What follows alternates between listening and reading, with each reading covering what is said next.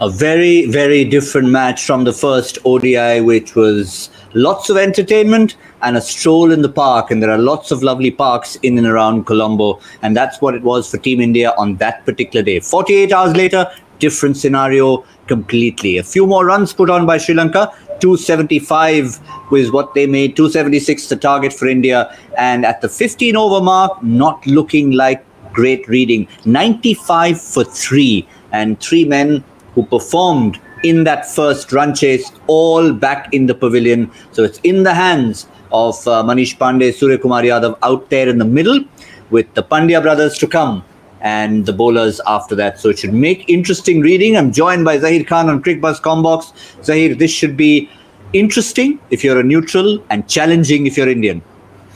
Interesting, yes, there's no doubt about that. In terms of the scoring rate, they're pretty sorted, but the number of wickets, and once again, we keep showing you all the viewers the data. We keep talking about the data.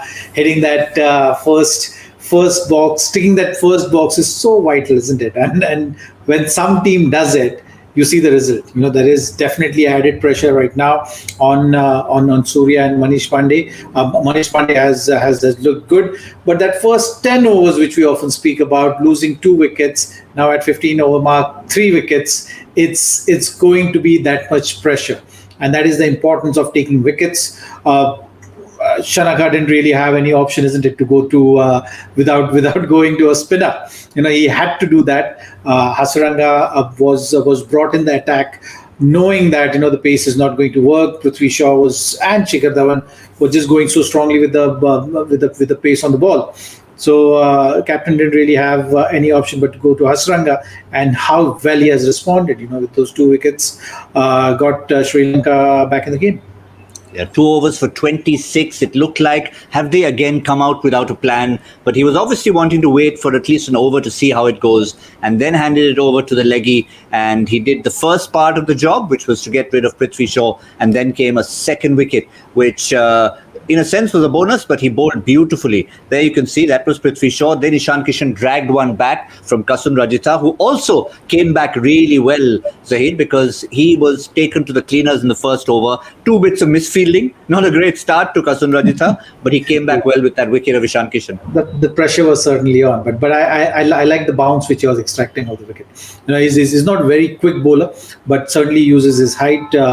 Was a bit wayward to start with. The plan to Prithvi Shaw was certainly to bowl really up. Look to get him leg before or bowled. Maybe the field placement, that's something which they can think of.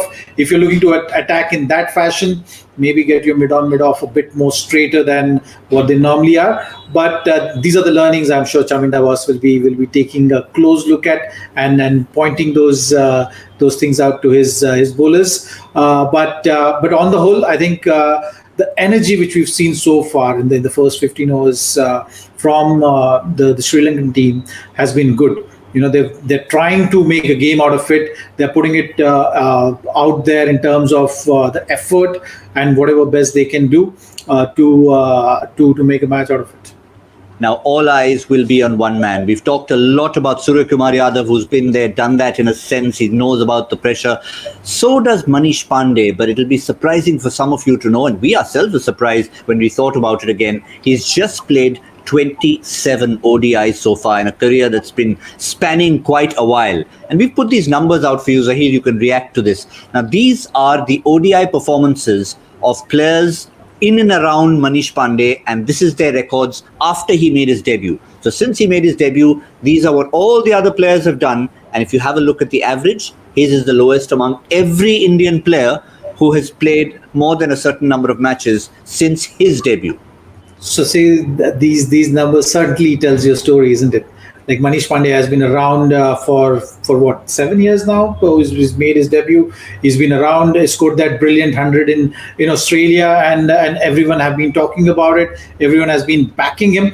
But when you see that 27 internationals so far in the last 7 years, it makes you wonder that what exactly has gone wrong and where it has gone wrong, and how Manish Pandey has landed in this kind of a scenario, and also can give you a glimpse of what must be going through his mind at the moment. So he's been around for a while, has only played 27 internationals, ODIs for India, and the players around him have been able to make that mark, and go on to get those staggering averages. Those consistent performances. So that must be, hurting Manish Pandey at some level for sure. And here's an opportunity for him. The series certainly he has shown that focus, that hunger, that grit was seen in the first game as well. He got out. That's a separate matter. Couldn't really finish the game, but today he's been looking good. His body language was much more relaxed. He was more assured, and then that fearlessness was seen in his approach. So that is something was heartening to see. So here's another opportunity for him to make it count and change those numbers around. I'm going to throw one more set of numbers at you, which probably might answer the question as to why he hasn't settled in and got a better average. He was part of 60. He was in the squad, in the dressing room for 65 ODIs since then, played only 27. His longest stretch in a row has been 9 ODIs for India. And out of all the ODIs he's played, only 4 times has he played all the matches in a particular series. Yeah, that's something which at times as a player you don't have control over.